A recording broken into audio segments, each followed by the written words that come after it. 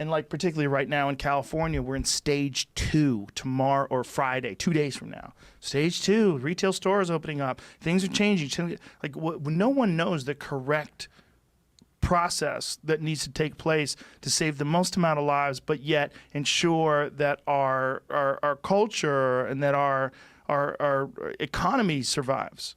It's a lot of speculation and guessing, but if you go to certain places, they'll tell you, we know why, and we know this, and we know, it's hard.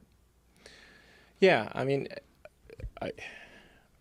in general, I think that's like we should be concerned about anything that's a massive infringement on our civil liberties. Yes. You know, so it's like you got to put a lot of weight on that. You know, a lot of people died to, you know, win independence for the country and fight for the democracy that we have, and you know, we should treasure that and not give up our liberties too easily. And I think I think we probably did that, actually.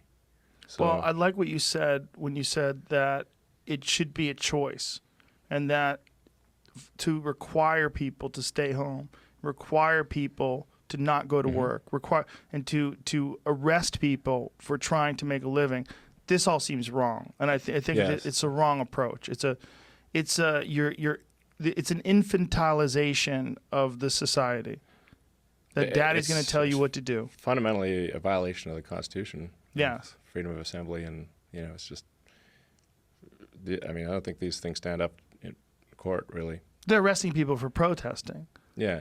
Because they're protesting and violating social distancing and these mandates that tell people that they have to stay home. Yeah, these would definitely not stand up. You know, if the Supreme Court here, I mean, it's obviously a complete violation, right? Yeah. And again, this is not in any way disrespecting the people who have died from this disease. No. It's certainly a real thing to think of. Yeah, I mean, it just should be if you're at risk, you should not be compelled to leave your house, right, or leave a place of safety. But you should also not be, if you're not at risk, or if you are at risk and you wish to take a risk with your life, you should have the right to do that. And it seems like at this point in time, particularly, our resources would be best served protecting the people that are at risk versus penalizing the people that are not at high risk for living their life the way they did, particularly having a career and making a living and feeding your family, paying your bills, keeping your store open, keeping your restaurant open. Yes. I mean, there's a strong downside to this. Yeah. So, yeah, I just believe, like, you know, if this is a free country, you should be, you know, allowed to do, you know, what you want as long as it does not endanger others. But that's the thing, right? People, this is the argument they will bring up. Like, you are endangering others.